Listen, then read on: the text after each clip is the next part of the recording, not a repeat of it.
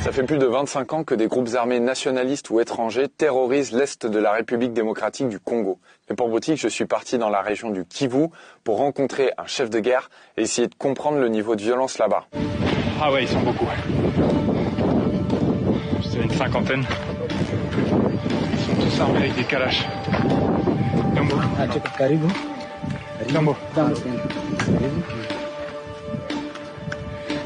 Pendant plusieurs mois, j'ai donc enquêté avec ce qu'on appelle un fixeur, c'est-à-dire un journaliste local, un traducteur qui connaît très bien la région, qui a des contacts sur place et qui m'aide dans mes démarches. Ça a été un processus long et compliqué parce que il y a beaucoup de groupes armés qui sont inaccessibles parce que ils sont trop dangereux pour qu'on puisse aller les rencontrer et toutes les conditions de sécurité ne sont pas réunies pour en tout cas essayer d'aller les voir. Il y en a aussi beaucoup qui ne veulent pas rencontrer de journalistes. Et finalement, on a réussi à contacter et à aller voir dans une partie reculée de la région du Sud Kivu, Constantin Bashunga, qui est le leader d'un groupe armé nationaliste qui s'appelle le MNLC, le Mouvement nationaliste pour la libération du Congo.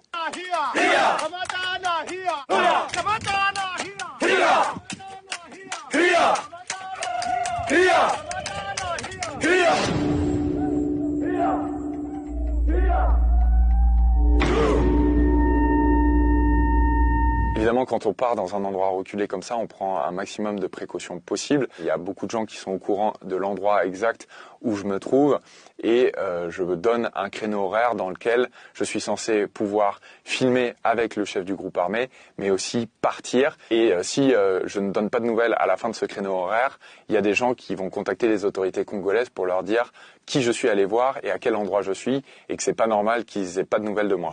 Mika, on va monter. Si on n'est pas de retour aux alentours de 14h, c'est qu'il y a un problème.